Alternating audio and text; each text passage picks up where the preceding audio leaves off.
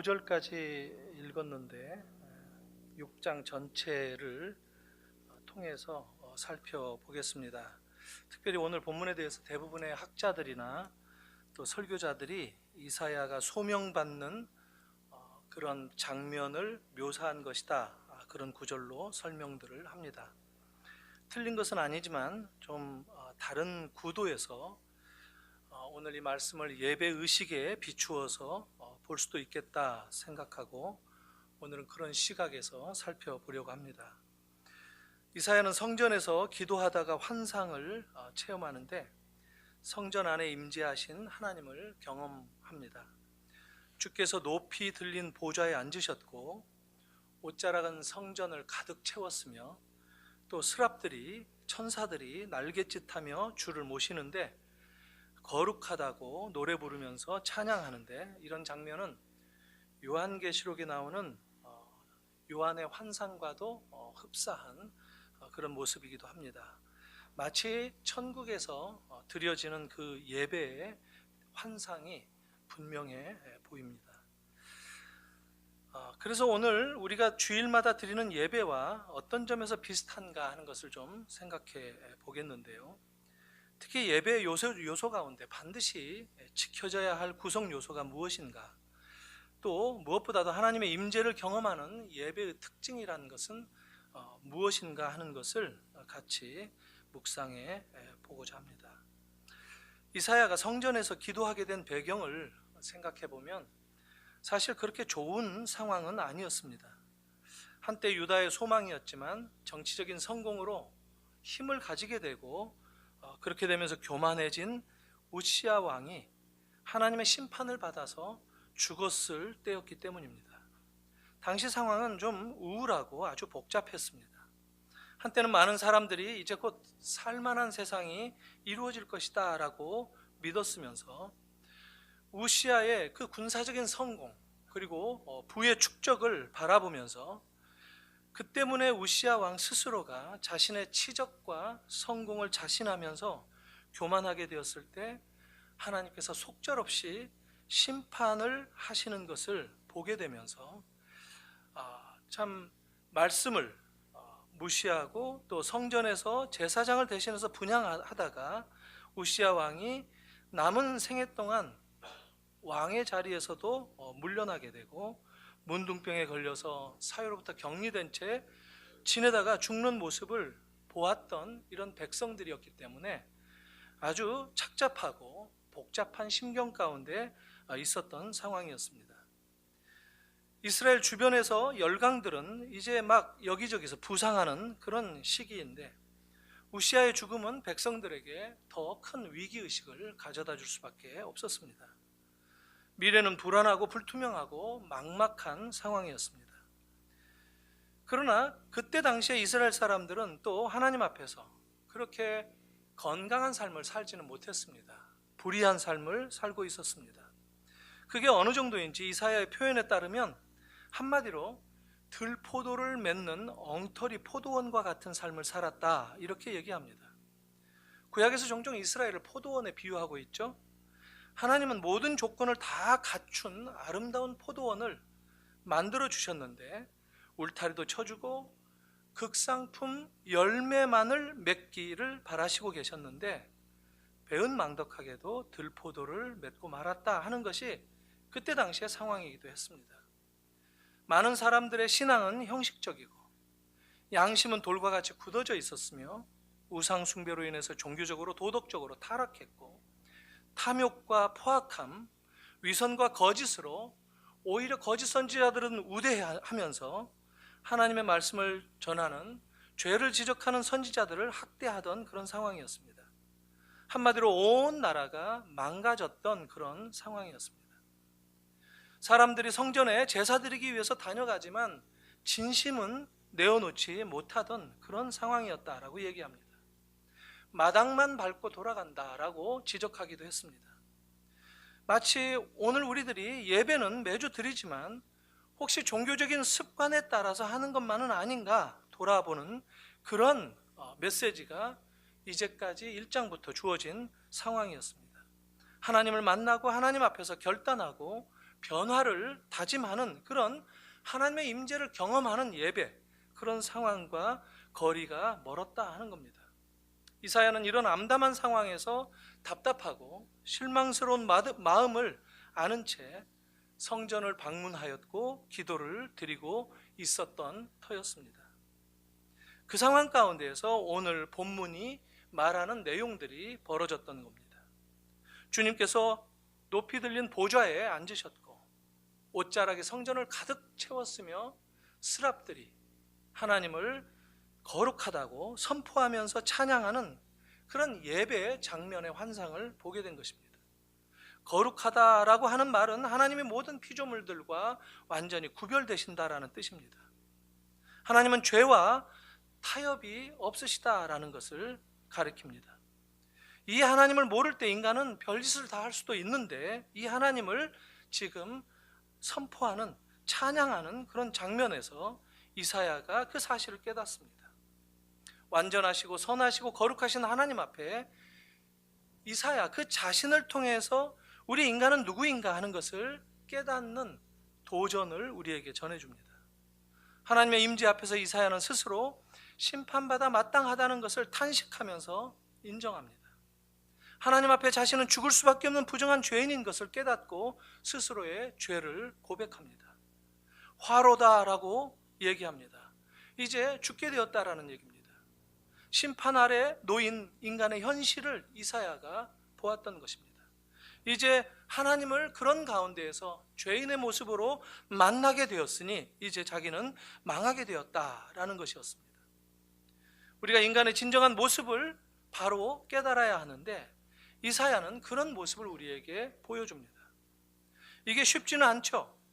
우리는 보통 생각할 때 서로 나와 너 사이에서 자신을 바라볼 때가 많으니까 서로 조금은 의롭고 또 때에 따라서는 거룩해 보일 수도 있는 것이 또한 사실입니다. 그러나 성경은 일관되게 인간을 말할 때 우리 인간은 부패한 죄인이다라고 얘기합니다. 모든 사람이 죄를 범하였음에 하나님의 영광에 이르지 못한다라고 얘기합니다. 그런데 그 죄인은 하나님 앞에 나갈 수가 없습니다. 죄의 문제를 해결하지 않고 하나님 앞에 설 수 없다는 말입니다. 독일의 신학자였던 이 디트리 보네퍼가 이런 말을 합니다.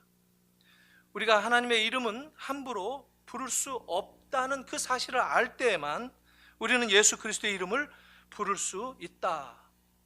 역설입니다. 우리는 거룩하신 하나님의 이름을 죄인이기 때문에 함부로 부를 수가 없습니다. 이사야는 그 사실을 깨닫고 자신의 죄의 고백을 토로한 것입니다.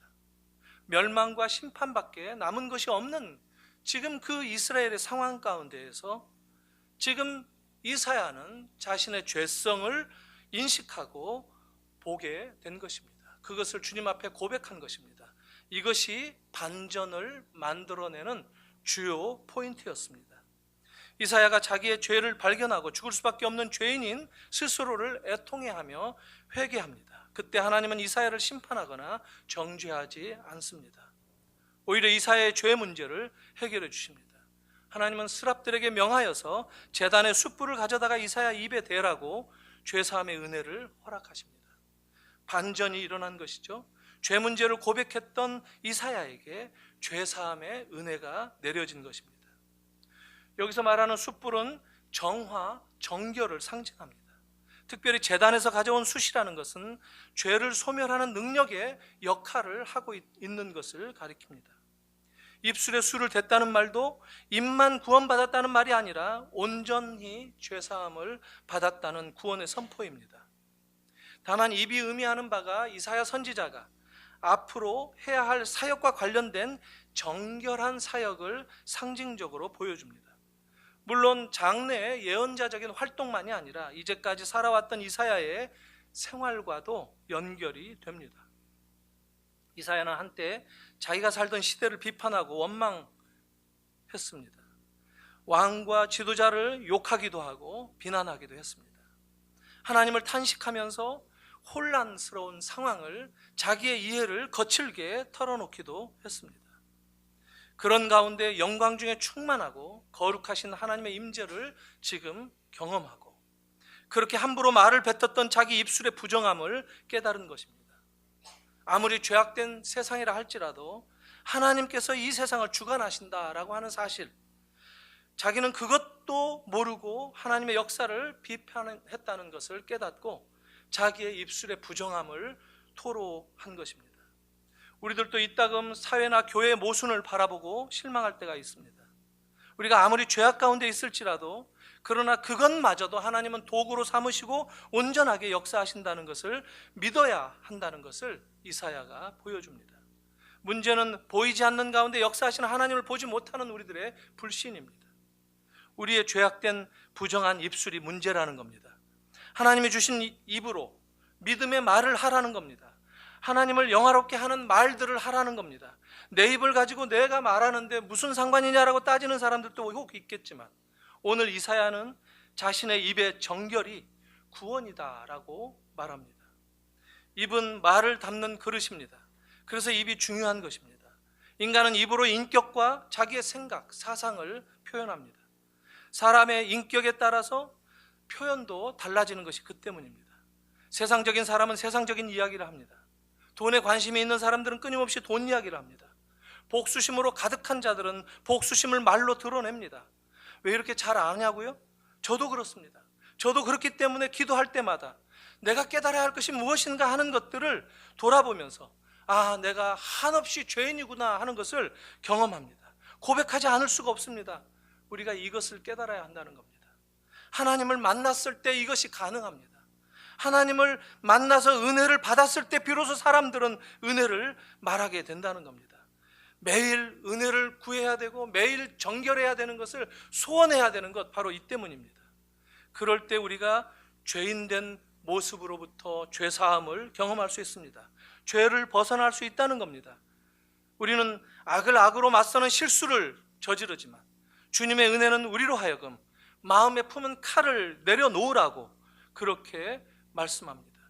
이사야 시대 하나님은 이스라엘과 유다를 심판하실 계획을 세우셨고 이제 그 시간은 점점 임박해져 오고 있었습니다. 하지만 하나님은 유다를 멸망하시는 것을 원치 않으셨습니다. 그래서 그들을 죄에서 돌이키게 하는 경고의 메시지를 전해주시려고 하는데 그것을 전할 사람을 찾고 계신 겁니다. 하나님은 회개의 메시지를 전할 사람들을 찾던 가운데 이사야가 오늘 예배를 통해서 하나님의 임재를 경험하고 그 상황 가운데 들어선 것입니다. 이사야가 본 환상의 단계는 이제 소명의 단계, 부르심의 단계로 연결됩니다. 하나님은 당신의 은혜를 경험한 인물을 찾으십니다. 하나님은 당신의 뜻을 깨닫고 정결하게 뜻을 전할 사람을 찾으십니다. 이사야가 그 점에서 예비되는 그 과정이 오늘 본문이라고 할 수 있겠습니다. 하나님께서 우리가 누구를 세상에 보낼까 의논하실 때 이사야는 그 음성을 듣고 그 자리에서 나를 보내달라고 그 일을 내가 맡겠노라고 헌신합니다. 누가 우리를 위해서 갈고 이사야는 자신의 죄사함을 확신하고 이제 비로소 하나님의 쓰임받는 자리에 나서게 되는 겁니다. 하지만 이사야가 소명에 응한 이런 이면에 전체 이사야서에 걸쳐 나타나는 하나님의 구원과 약속의 성취는 이사야가 바로 그것을 확신했기 때문에 가능할 수 있었다라는 겁니다. 누구를 보낼까 하는 하나님의 질문 앞에서 이사야는 오히려 하나님의 구원을 확신할 수 있었다는 겁니다. 이스라엘은 이제까지 말씀드린 대로 심판과 멸망밖에 남지 않는 상황에서 이제 하나님의 그 진노 아래 숨죽이는 가운데 놓여있는 그런 형편이었습니다만, 그런 가운데 하나님이 누구를 보낼까 하는 누군가를 찾으시는 그 부르심은 이사야에게는 소망이 분명하다라는 것을 확인했다는 겁니다. 이사야로서 당연히 붙잡을 수밖에 없는 손길이었습니다. 하나님이 내미시는 손길을 붙잡아야 했던 것입니다. 이사야는 역사와 운명을 바꾸시는 하나님의 반전을 그가 보게 된 것입니다. 하나님의 소명에 응하는 사람의 조건은 바로 이렇게 이사야처럼 죄 문제가 해결되는 그런 경험을 하게 된 사람입니다. 자기가 죄인임을 고백해야 죄사함의 자리로 나아갈 수가 있고, 그 죄 문제가 해결될 때 비로소 사명의 길을 갈 수가 있다는 겁니다. 이사야에서처럼 소명자에게 필요한 것은 능력이 아닙니다. 지식도 아닙니다. 능력도 소용이 없고 많은 것을 알아도 소용이 없습니다. 죄 문제가 해결되어야 된다는 겁니다. 능력 있는 사람들은 우시아처럼 스스로 교만해지게 됩니다. 그 능력으로 자기 생각을 하나님의 뜻이다라고 가리는 그런 행동을 앞장설 뿐입니다. 이사야서의 오늘 본문은 좀 더 큰 틀에서 보면 하나의 예배라고 할 수 있겠습니다. 이사야가 성전에서 기도하며 체험한 환상, 그 보좌에 앉으신 하나님, 하나님의 옷자락이 성전을 가득 채우는 그 영광스러운 모습, 스랍들의 찬양이 이어지고 거기에 참여했던 주인공 이사야가 스스로의 죄성을 고백하면서 하나님께서 베풀어 주시는 죄사함을 경험하는, 그래서 새롭게 정결함을 회복하고 소명의 자리로 나아갈 수 있는 그 모든 것들은 하나의 예배의 경험과도 같습니다. 오늘 우리들이 예배를 통해서 이와 같은 경험들을 하게 된다는 겁니다. 하나님은 오늘 또 이 땅에서 하나님의 나라의 메시지를 전할 일꾼들을 찾으시는데 예배를 통해서 하나님의 일꾼들을 찾으시고 부르신다는 겁니다. 우리가 누구를 보낼까? 비록 고통당하며 사람들에게 배척당할 수도 있고 고난의 길을 가야 할지도 모르지만 이정표도 없는 길을 잃은 이 시대의 사람들에게 길잡이가 되어주며 주님의 심판의 경고를 뛰어넘어 위로와 소망을 전할 사람, 이런 사람을 예배자로 부르시고 하나님께서 죄사함을 선포하시고 그리고 소명을 맡겨주신다라는 겁니다. 이 소명에 응하기 위해서 우리는 하나님의 임재를 경험해야 합니다. 우리의 죄성을 고백해야 됩니다. 그리고 하나님께서 베풀어 주시는 죄 용서를 경험해야 한다는 겁니다. 그런 다음에 이사야처럼 주님, 내가 여기 있나이다, 나를 보내소서라고 헌신할 수 있어야 된다는 겁니다. 오늘 또 하나님은 예배를 통해서 당신의 사람들을, 당신의 일꾼들을 찾으십니다. 누구를 보낼까 물으시는 그 하나님의 음성에 여러분들 모두가 답할 수 있어야 된다는 겁니다. 한정국 선교사님이라고 저한테는 개인적으로 선배님이신데 인도네시아에서 사역하셨던 선교사님입니다. 오래전인데 어린 아들을 이제 공부시켜야 할 나이가 돼서 공부를 해야 되는데 인도네시아에는 없고 선교지는 좀 떨어진 곳이라 없고 말레이시아의 선교사 자녀들을 위한 학교가 있어서 그곳에 보내기로 했습니다. 아들을 학교에 보내기 위해서 이제 나서는 날 엄마와 기차역에서 부둥켜 안고 한바탕 눈물로 통곡하면서 헤어지는 의식을 치렀습니다. 그 아들을 데리고 말레이시아 학교에 이제 내려놓고 다시 자기는 또 다른 나라로 돌아가려는데 아들이 허리춤을 붙잡고 여기서 학교 다니기 싫다고 아빠 따라서 다시 돌아가겠노라고 울기 시작합니다. 또 한바탕 실랑이를 하면서 억지로 두고 올 수밖에 없었습니다. 인도네시아 돌아와서 집으로 버스를 타고 그 먼 길을 돌아오는 길에 하나님께 항의하듯이 한마디 했다고 합니다. 하나님, 이렇게 꼭 자식과 떨어져 살면서까지 선교를 해야 합니까? 그런데 그때 하나님은 이렇게 말씀을 들려주셨다고 합니다. 정구가, 나에게도 너처럼 아들이 하나 있었다. 내 아들이 내게 죽음의 잔을 옮겨달라고 애원했을 때 그러나 나는 침묵할 수밖에 없었다. 결국 내 아들은 그 죽음의 잔을 받아들였고 골고다로 걸음을 옮겼단다. 그렇게 내 아들을 환호했던 사람들은 종려나무를 흔들어 대던 그 손으로 내 아들을 내리쳤고 가시면류관을 머리에 씌우고 조롱하고 침을 뱉었단다. 내 아들은 모든 사람들에게 버림받고 십자가에서 죽었다. 그러나 그 무엇보다도 내게 가장 큰 충격은 바로 내 아들이 십자가에서 내게 부르짖었던 마지막 말이었다. 나의 하나님, 나의 하나님, 왜 나를 버리십니까? 한 선교사님은 버스 안에서 한없이 울 수밖에 없었다고 합니다. 하지만 그 말씀에 다시 힘을 얻어서 다시 하나님의 부르심에 자리로 돌아갈 수 있었다고 합니다. 하나님의 음성을 들어야 합니다. 하나님을 만나야 합니다. 우리가 말씀을 통해서 하나님의 부르심을 듣고 그럴 때 우리의 인격이 새로워지는 것을 경험합니다. 나를 위한 삶, 내 이익을 위한 삶이 아니라 하나님께서 주신 사명으로 내 삶을 다시 살아가겠다 다짐할 수 있게 되는 겁니다. 복음을 바라보며 살기 위해서, 복음을 붙들고 살기 위해서 주님을 경험해야 한다는 겁니다. 하나님의 임재를 예배 때마다 경험해야 한다는 겁니다. 사랑하는 성도 여러분, 우리의 예배가 주님의 임재를 경험하는 예배가 되기를 바랍니다. 주님 앞에, 그 거룩하시고 영광스러운 주님 앞에 내가 죽을 수밖에 없는 죄인인 것을 고백할 수 있어야 된다는 겁니다. 그럴 때 하나님께서 우리를 죄사함으로 용서하시고 하나님의 거룩하신 사명을 맡겨주시는 그런 하나님의 일꾼으로 쓰임받는 자리에 설 수 있게 된다는 겁니다. 사랑하는 성도 여러분, 이사야만큼 메시아에 대한 예언이 많이 나오는 책이 어디 있습니까? 이사야만큼 신약 성경에 그대로 말씀대로 이루어졌던, 성취되었던 구약의 성경이 어디 있습니까? 그러나 이 모든 말씀들이 아주 복잡한 한심한 시대 상황 가운데서 나왔다는 것을 우리가 알아야 됩니다. 심판과 경고의 메시지가 살벌하게 등장합니다. 가장 한심했던 상황이 뭐였느냐면 예배가 무너졌다라고 하는 겁니다. 예배가 스테레오타입이 되었다는 겁니다. 너무 정형화되었다라는 겁니다.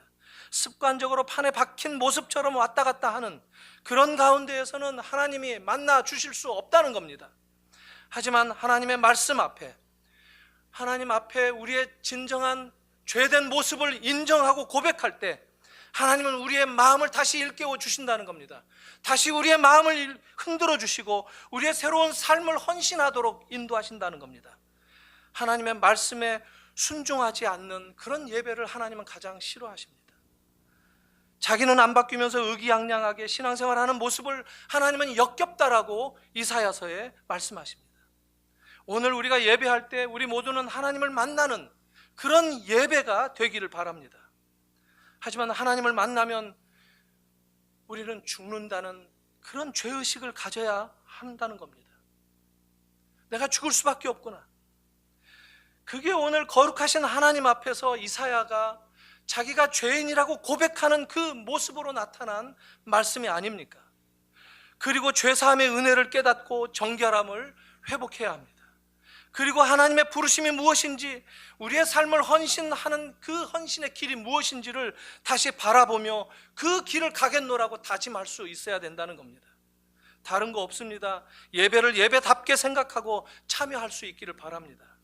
하나님을 만날 수 있는 여러분들이 되시기를 바랍니다. 죽어 마땅한 우리를 인정하고, 그러나 하나님이 다시 용서해 주시고 다시 일꾼으로 불러주신 그 은혜를 경험하고 그것을 확인하는 것, 그것이 예배인 것을 우리가 확인해야 된다는 겁니다. 성경의 모든 인물들이 바로 하나님을 이렇게 만났을 때 사명을 받게 됩니다. 하나님을 만나는 것이 삶을 바꿔놓는 것이다 라고 얘기합니다. 삶은 안 바뀌고 신앙생활을 할 수는 없습니다. 우리의 삶을 인증받기 위해서 지금 이대로의 삶의 모습을 그대로 인정받고자 하나님을 찾는 것이 아닙니다. 주님을 만나면 내 삶을 바꿔서 주님이 살라고 하신 그런 삶을 살아야 마땅합니다. 모세도 그랬습니다. 양치던 삶을 접고 이스라엘을 인도하지 않았습니까? 처음에 하나님을 만났을 때 자기는 그 길을 가지 않겠노라고 싫다고 했지만, 그러나 하나님을 만난 이상 거역할 수 없습니다. 하나님이 그를 찾아오신 이상 하나님의 말씀에 순종하지 않는 일꾼들은 없었기 때문입니다. 바울도 마찬가지입니다. 예수쟁이들을 잡으러 가던 길에서 예수를 만나고 이방인들을 위한 복음을 전하라는 그 부르심에 그의 삶은 변화되었습니다. 그가 얼마나 철저하게 죄인 중에 괴수라고 자기의 죄성을 고백하고 하나님께서 은혜로 죄사함을 베풀어 주시는 그 용서를 경험했습니까? 바로 이런 예수를 만나고 주님을 만나는 일이, 이런 하나님의 임재를 경험하는 것이 우리의 예배인 것을 우리가 알아야 된다는 겁니다. 소명은 주님을 만나서 내가 죄인인 것을 깨닫는 것입니다. 그리고 정결한 자로 거듭나면 주님이 나에게 맞는 일을 맡겨주신다는 겁니다. 그 일을 위해서 주님은 나를 부르신 셈이지만 그 과정, 그 절차를 우리가 무시하면 안 된다는 겁니다. 이제 말씀을 맺겠는데요, 이사야가 경험했던 예배를 우리들도 경험하기를 바라면서 어떻게 하면 구체적으로 하나님의 임재를 경험하는 예배를 회복할지 한 가지 이 찬양의 예를 들어서 좀 설명하고 마무리를 짓겠습니다. 우리는 거룩하신 하나님을 찬양하는 영광된 기회를 너무나도 자주 놓칠 때가 있습니다. 찬양은 단순한 노래가 아닙니다. 노래방에서는 우리들이 흥도 나고 하는데 어떤 사람들은 예배 때 부르는 찬양 가운데 정말 힘없이 중얼중얼거리는 사람들이 의외로 많습니다. 예배를 회복하기 위해서 말씀으로 주님을 경험하는 것 중요합니다. 그러나 찬양을 우리의 입술의 헌신으로 회복하는 것도 매우 중요합니다. 오늘 스랍들을 통해서 하나님의 거룩하심을 찬양하는 모습을 보십시오. 소리도 내지 않고 가사가 무엇인지도 제대로 그 의미를 확인하지도 않고 힘없이 부르는 사람들이 우리 교회에도 너무나도 많습니다. 그건 찬양이 아닙니다. 역동적으로 소리를 내야 됩니다. 그 소리를 자기 귀로 들을 수 있을 만큼 그 가사를 이해하면서 소리를 내야 합니다. 왜 그러느냐 하면 하나님을 경험한 사람들이기 때문에 그 소리가 절로 나올 수밖에 없습니다. 하나님을 경험하지 못한 사람들은 찬양을 소리쳐 부를 수가 없습니다. 이런 면에 있어서도 예배를 통해서 하나님의 임재를 경험하는 것이 얼마나 중요한가를 우리가 새삼 확인해야 됩니다.